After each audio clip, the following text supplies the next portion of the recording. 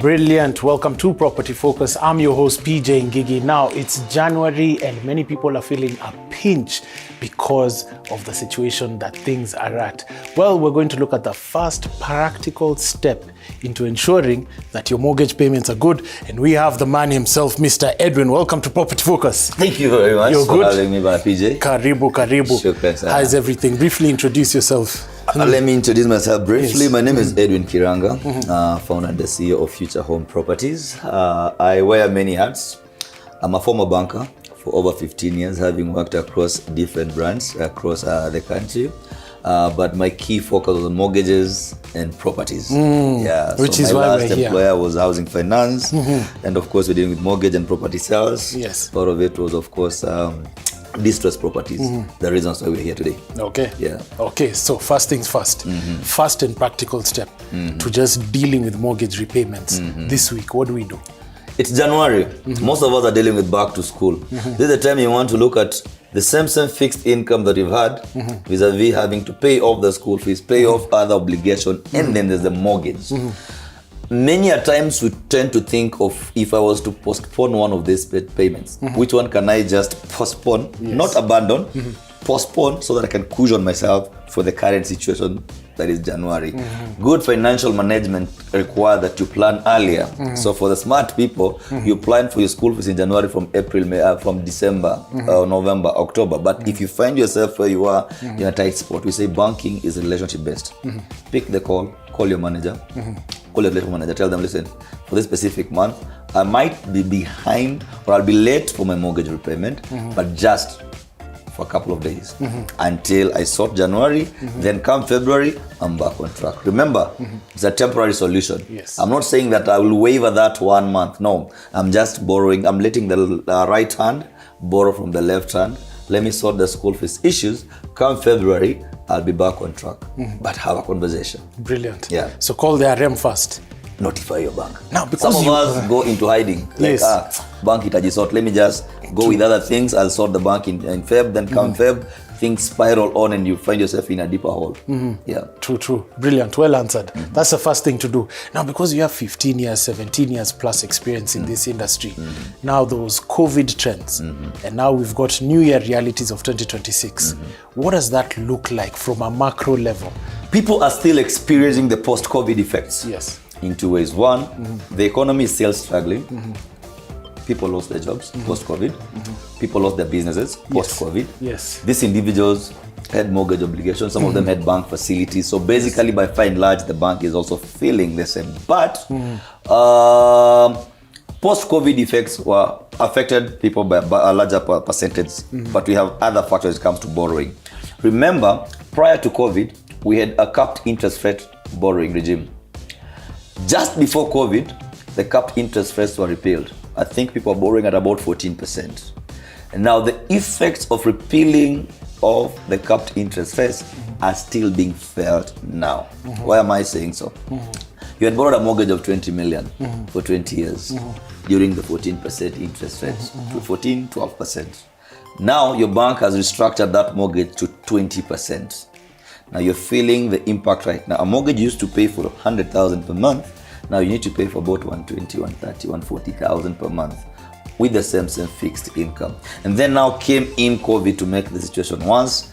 Probably your income levels dipped, you lost your job, or just the way the economical situation is currently, you find yourself having to deal with the same financial obligations with a lower income level. Yeah. Interesting. Now, we talked about some numbers also. You're telling me about banks and what the books are looking like. How alarming is it? What is not being able to be paid for?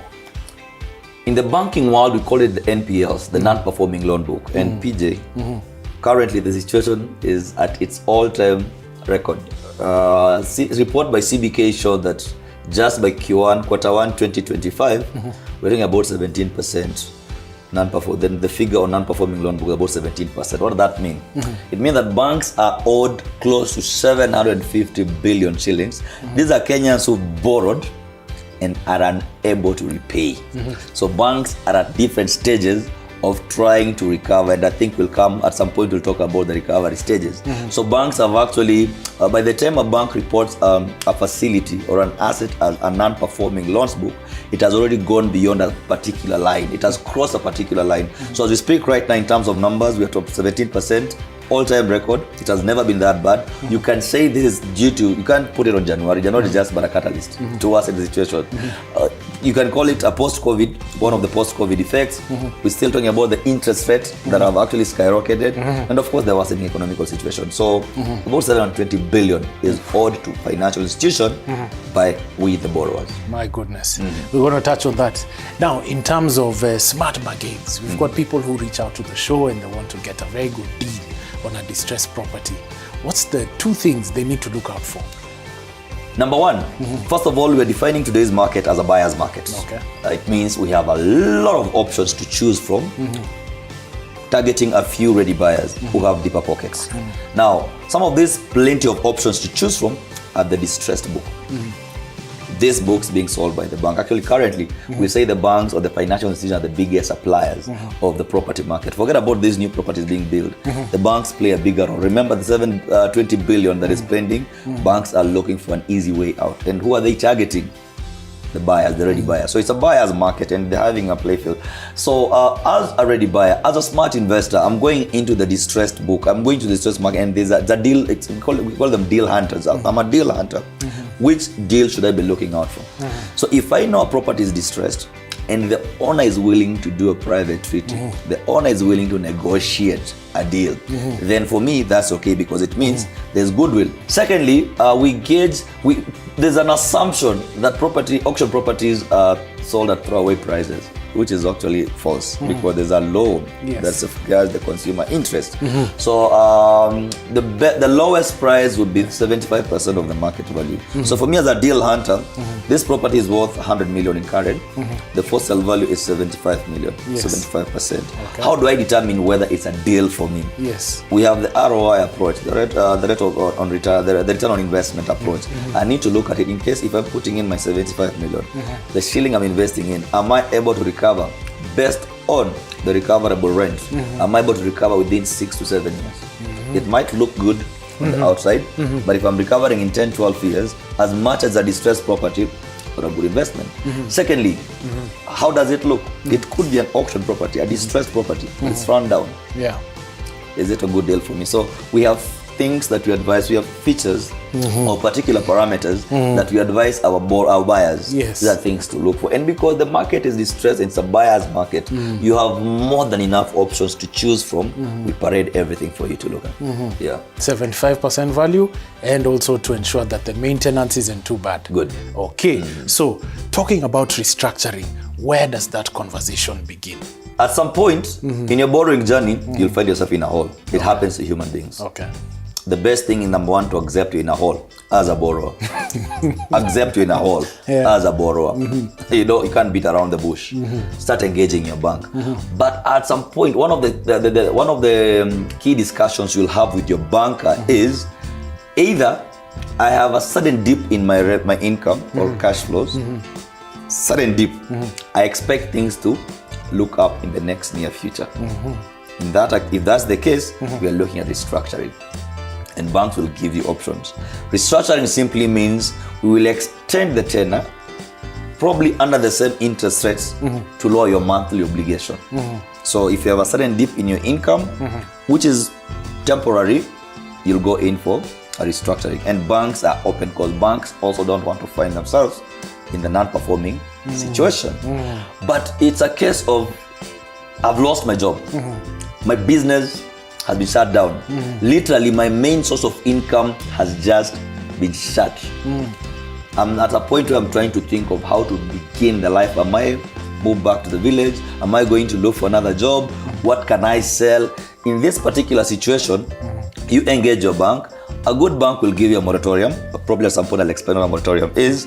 But in that case, also request the bank to also assist you in trying to offload the property, because we normally say if you find yourself holding on to a hot iron rod and it's burning you, you need to get away. At some point, letting go earlier might minimize the damages. So at this particular point, negotiate with the bank to see, can I engage into private treaty sale? Can I sell the property on private treaty? As a bank, is there a way you can help me? Are there professionals out there like Future Homes that can help me put the property in the market? What would be the best market value for me? And that is the point where the bank engages one of their valuers, give you the current market valuation. Under the market value, of the open market value as of today, which is the fair market value. And then of course you have the for sale price, which is the 75. If you were to auction you, this is the value. But for now, this is the market value. So you can get someone in between there for you to engage and see. So restructuring will just give you a reprieve, will give you, it's a short-term solution while you try to sort yourself out. If it is a sudden dip, we'll give you a restructuring, probably extend the tenor, then you can come and catch up along the way. Good. Now, some legal information that you've just mentioned. You mentioned moratorium. What is moratorium? What is duplum? And what is receivership? In plain January language. Moratorium is where your bank decides to give you what one will call in layman's language a mortgage holiday. I'll try and break this down.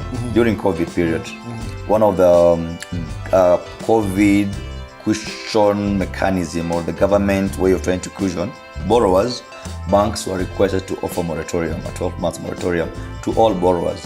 What that means is, on your loan repayment, there's an interest aspect and there's a principal aspect, which is usually larger. So we freeze the principal, you only repay the interest for the time being until the moratorium period agreed is over. When you are lending to developers, fresh developers, we understand that you'll build this property, but you'll only start selling and getting your money back within 2 years or a certain period of time. So for developers, you borrow under moratorium. We will give you 1 billion, we'll finance you 1 billion, but you'll only service the interest rate aspect while you construct until you start reselling your property. At the time now you come in and service your interest, the principal plus interest. Interesting. Now, in terms of induplum, I will still use the principal and interest. Back before the Consumer Protection Act came in to protect the borrowers, you will borrow 10 million, repay for about 5 years, you balance about 7 million, then your things, your revenue or your cash flow, your business goes under, you lose your job.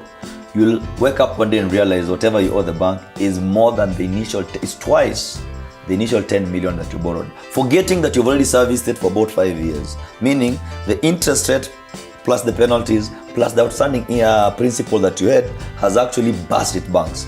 So what the bank did and what the law does is, the banks cannot be allowed to let your current loan balance plus the interest rate to double in size. So there's a cap.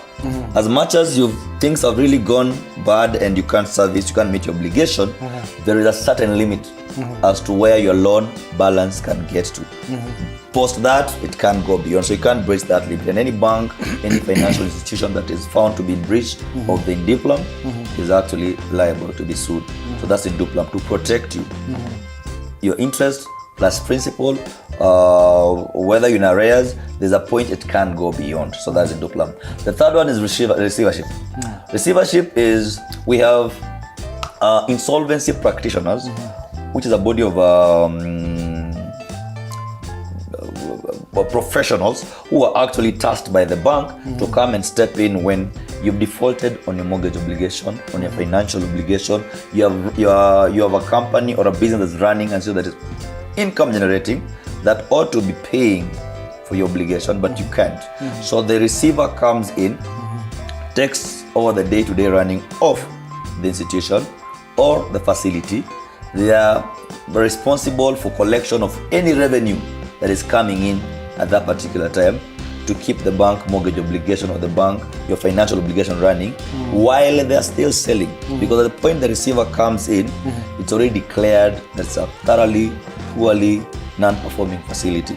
So the bank has already made a decision, we will sell.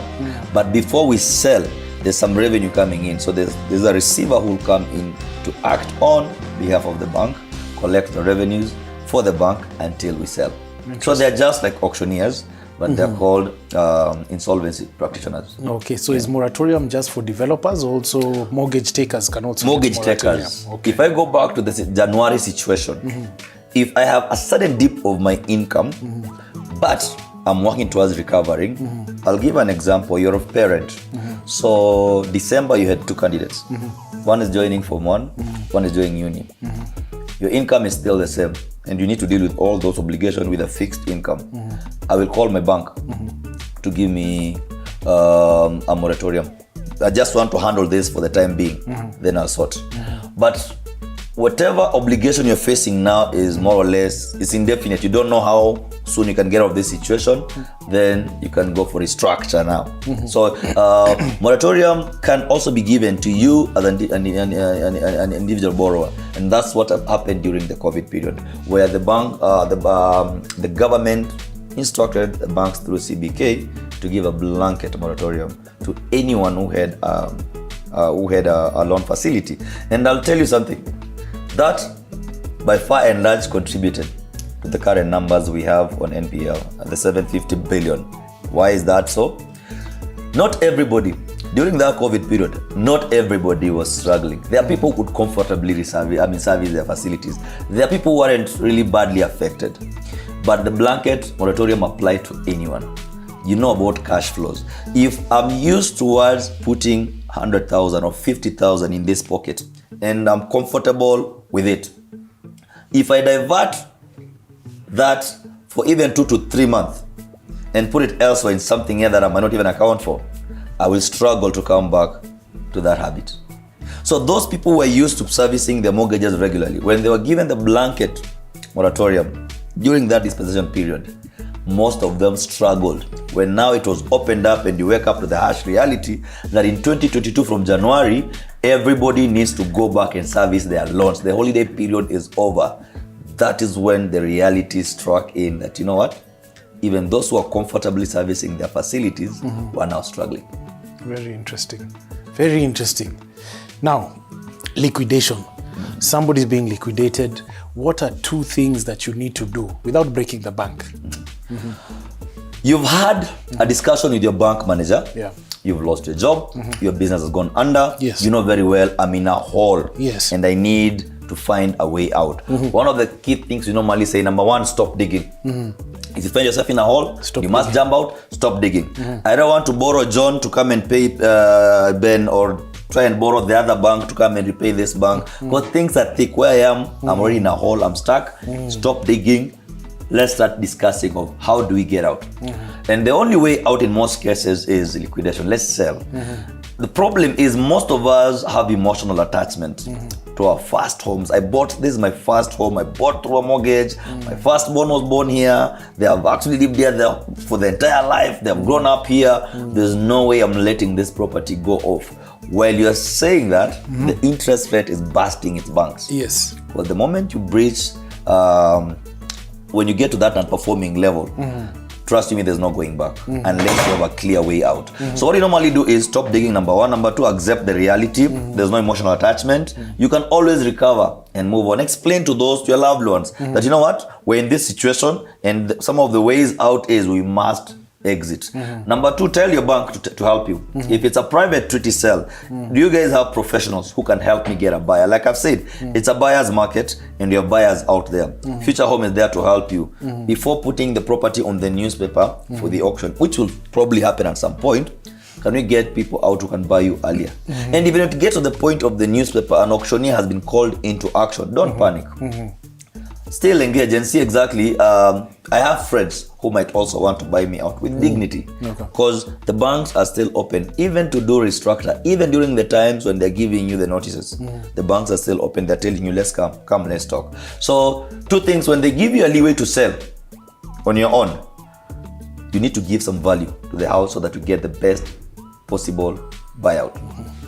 Repair the house. Some of us, when you're living in, probably there's a bit of rundown, there's wear and tear. You can't put it out there when it's a rent. Hata kama ni gari, if you want to sell your car, you repaint the car, right? Give it some fair value. Make sure the house is kept in order. Bit of repairs and all that. Repaint it. Do valuation. Find out exactly. Let's not go by the hearsay. I think in this area, people have been selling at 100 million, 50 million. Do a proper valuation.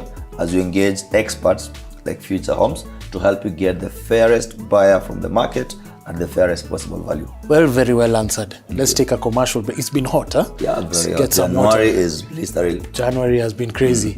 We'll take a short commercial break. When we're back, we've got more with Edwin. Stay tuned.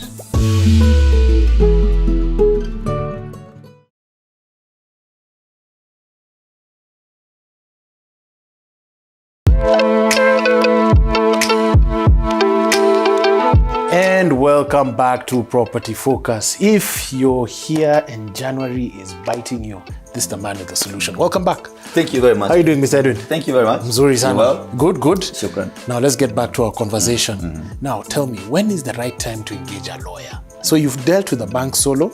Now when do you bring in a lawyer? Two things. Yes. In the auction cycle, there's a point you'll be given 45 days notice for sale. At the point the evaluation has been done, the auctioneer has been called in. If you honestly feel I still have a chance to get a buyer on my own, and this 45 window period seems to be lesser, you can engage a lawyer for one main reason: to get your injunction. It happens on a daily basis. Interesting. Get an injunction for more period to negotiate with the bank and see the way out. It is not a solution that it does not exempt you from your obligation. You will still have to meet your obligation in one way or the other. The lawyer will only buy you time through a court injunction, stopping the auctioneer from proceeding with the sale. And at this particular time, you don't go back to sleep. You still have to engage and find out, yes, I have temporarily stopped the auction. What are my options? Yes. And then, of course, the other part is, should the property go on to the auction? Remember, there's a conversation you still have with the bank during the discharge clause one. Once the auctioneer runs the auction, it takes the powers away from you and gives to the bank's attorney to sign off the discharge and transferring the property to the new buyer. But during the reconciliation, you might need to have your lawyer in there to just find out exactly what all the terms and conditions of auctions observed.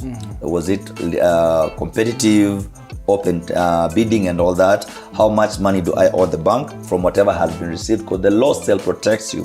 The bank can only recover their outstanding balance plus the cost of the auction, and then everything else goes back to you. So you can have your lawyer at the tail end of the process, if indeed the auction has gone through, just to look at the process to see everything was done within the confines of the law, and the bank gives you back what belongs to you, if indeed your loan balance, and I'm saying this, if indeed your loan balance was not more than what was recovered. Interesting, very interesting. You've touched on a couple of things over there. So the auction process, what happens? What does it look like? Just paint us a picture. Good. When you're borrowing a mortgage, there's a fine print that you sign, that dotted line, and it explains everything, including what happens if should you default the property. Now, January has happened. You didn't talk to your bank, you diverted the funds, you didn't repay. February, we're in 60 days.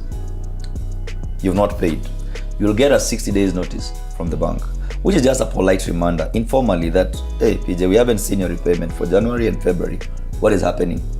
And they're trying to remind you of the CRB regulation. This is pre-listing notice that, remember, if you do not regularize your account, we will list your CRB. After 60 days, you haven't met the bank officials, you haven't regularized your account, you're still going deeper into holes. You will get another 90 days zero notice. In this particular case, now this post-listing, you've been listed on CRB, of course, and you've been notified that now you're on CRB and you need to come and handle your account. What the bank is doing is still inviting you for a conversation. Yes, we understand it's January. We understand the economical situation isn't favorable to everyone. You need to come and have a conversation. Within those 90 days, if you do not act up accordingly, you'll get a further 40 days statutory notice to sell. That now, we will engage an auctioneer. At this rate, the bank has to recover. Remember, the money that the bank lends to you is not the bank's money. That is the depositor's money, and they still need the money at some point. So we can't go and explain to people who deposited with us that this gentleman picked money from us and hasn't paid. So the bank has to recover in one way or the other. So you have another 40 days, 60, 90, now 40. At this juncture, an auctioneer has been called in we've done valuation, fair market value. And during the auction valuation, we have two values. We have the open market value, which is the 100% of the current situation. So if you have a property worth 10 million as market value, they will tell you the current market value is 10 million. And then the for sale value is supposed to be 75% as required by law. So if you're going to auction, the least amount of money you will sell is the 7.5 million. And let me explain a bit about that. Before the law came into action, most borrowers were losing. Clients were exposed. Banks will sell off your property in current worth 100 million to the lowest bidder as long as they recover their loan balances. Even if it means 20 million against a property of 100 million, as long as the bank loan balance is settled, that was it. And it was a harsh market. Very bad for the borrower. But with the new law, we must carry out a valuation, establish the current market value, and then the for sale value, which is the 75%. So that is the least amount of money one can bid. So now we've served you the notices. So the auctioneer has come in, you've done the valuation. The auctioneer will give you the last notice. Remember, you've received about 3-4 notices from the bank. The auctioneer will do a gazette notice, and they'll also serve you. And so that to notify you on such and such a date, we will be auctioning your property at our premises in this particular. So you're aware of everything.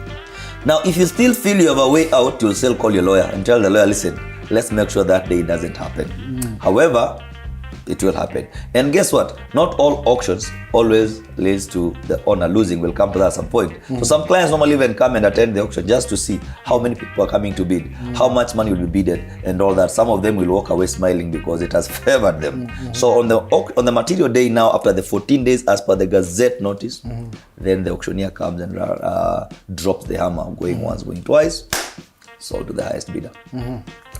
So where does one go for these auctions? The gazette notice will tell you. Most of the times, the auctioneers will invite you to their premises. Most of the times, we have some cases where we are doing mass auctions. We've heard of a whole estate, a block of estate being auctioned, 1,000 houses plus, for whichever reason. Some of them will happen at the premises, but mostly at the auctioneer places. The gazette notice normally has some critical things: the terms and condition of the auction, the venue, the time, how much money you need to come with. All those falls into that. It's a very small advert, but it carries so much. Yeah. Okay, very interesting. Now, Edwin, tell me of a case whereby you had a near loss experience and it was changed to a win. There's a situation I'm handling right now, almost complete. I'll withhold names for whichever reason. So we have a property in Karen, a place called Miotoni, and Miotoni is very prime. The gentleman, for whichever reason, found himself in a hall, like I said. So when you find yourself in a hall, you need to find a way out. So at first, the property was advertised on auction. So our first visits, of course, we were taking clients after advertisement. We took potential buyers to buy the property on auction. But we were met with a lot of hostility. We could not even go beyond the gate. At some point, cops were called on us. I'm still talking to the bank. No one is allowed to view this property. But along the way, given our professional approach, I met the owner in some of the forums, and I told the guy, listen, some of the buyers, the property is high on demand, and some of the buyers are willing to meet you somewhere in between the middle, halfway. Why can't we just have a meeting with them and find out if they were to buy you out, how much are they buying you out? So there was goodwill. The guy agreed. But remember, there's still the bank. So this property is worth about 90 million. If you are to auction, we'll auction at about 58 million. The outstanding loan amount is over and above 100. We're headed towards Induplam, over and above 100. So basically, even if you're to sell this property, and the bad thing is, this person had actually attached two properties, both the one in the city and the one back at the village, to just cushion himself off. So at this point, if you're auctioning, he's losing all the properties, and that's why he was very hostile. But during our conversation, we even brought in the bank officials and we pleaded the case, and you're discussing of what you call a haircut. A haircut is basically a discount on your interest, because on this 100 million plus, there is the principal that the bank is seeking to recover, and then there's the interest penalties. So the bank was very good and kind to this gentleman. We scored about, we ended up getting about 35 million haircut on the loan balance. So now we're about 75. And the buyer who was supposed to buy this property on auction at 58 agreed to come up and meet us at 70 million purchase price. But now this 70 million is what we call in banking terminology is a full and final settlement. Give us this amount of money and walk away. We'll even give you the other title deed. So we write off everything, you walk away. Question is, I'm in a hall. You've just pulled me out of the hall. I need a matatu to go home. How will I even commute? So the buyers are also kind enough to tell the guy, listen, we'll add you an extra 10 million. I mean, we've discussed, well, we're happy, you're happy. So we'll give an extra 10 million. And guess what? On the same table, even the bank said, you know what? Because you've been kind enough to this conversation, we had given you a full and final settlement of 70. We'll lower that further to 65. So the 10 million from the seller, from the buyer, and the 5 million from the bank, you're walking away with 15 million. This guy left that room with balancing tears.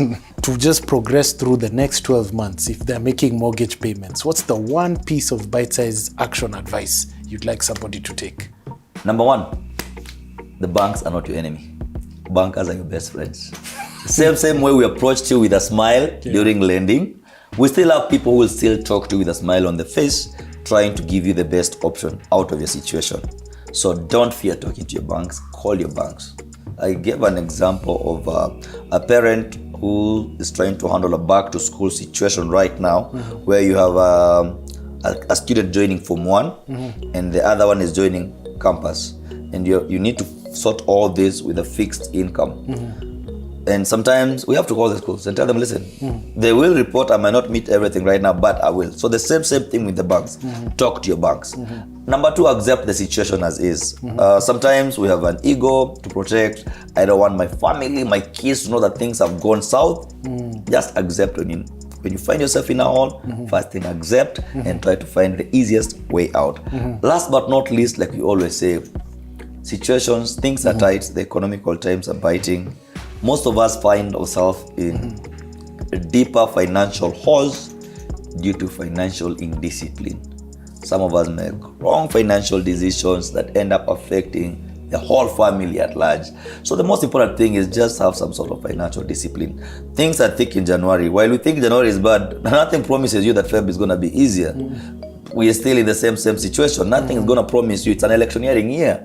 By the time we hit August, September, October during the campaign, we are not promised that things will be easier. So the thing is, live within your means, financial discipline. If you find yourself in a hole, stop digging, get a way out. Talk to banks, talk to professionals. If you must liquidate on your own, talk to people like Future Homes. We're here to help you. Fantastic. Thank you very much, Edwin. Brilliant advice. Thank you for having me on the show. Anytime. That was Edwin, CEO of Future Homes. And remember, if you're in a hole, the first thing to do is to stop digging. Have a fruitful week, ladies and gentlemen. Goodbye.